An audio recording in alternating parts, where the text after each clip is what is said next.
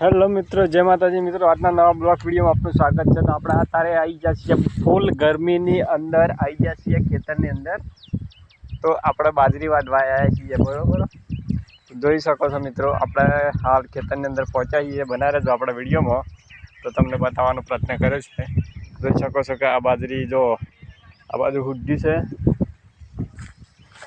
અને આ બાજરી છે।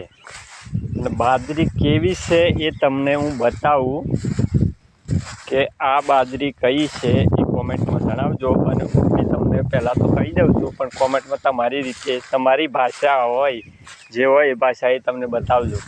તો મિત્રો આ છે, જોઈ શકો છો, આ દેશી બાજરી કહેવામાં આવે છે। જો કન્ટિન્યુઅસ 1.5 ફૂટનું બાજરિયું છે, કન્ટિન્યુઅસ 1.5 ફૂટનું બાજરિયું છે।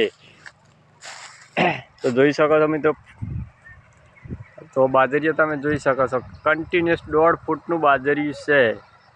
હા, તો બના રહેજો આપણા વિડીયોમાં, લાઈક કરજો, શેર કરજો, સબસ્ક્રાઈબ કરવાનું ભૂલતા નહીં। અને જો હાલની અંદર આપણે અડધું ખેતર થઈ ગયું છે, અડધું ખેતર આપણે વાઢી નાખ્યું હોય।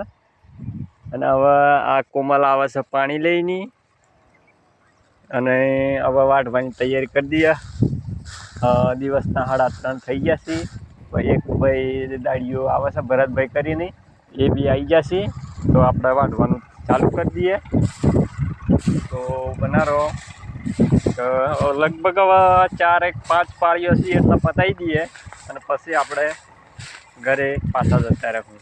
પછી પાછા પૂળા બાંધવાના છીએ, પૂળા બંધાઈ જાય પછી પાછું ટ્રેક્ટર ભરી જવાનું, ટ્રેક્ટર ભરી લઈને પાછું ઘેર જવાનું, પાછું દોરણ બહુ મહેનત કરવી પડે ખેતરની અંદર, બહુ મજૂરી કરવી પડે। તાણે આટલા પૂળા હાથમાં આવી છે। આ કોમલ પાણી લઈને આવી ગઈ છે, જોઈ શકો છો। જય માતાજી મિત્રો, આ વિડીયો શેર કરજો, સબસ્ક્રાઈબ કરજો।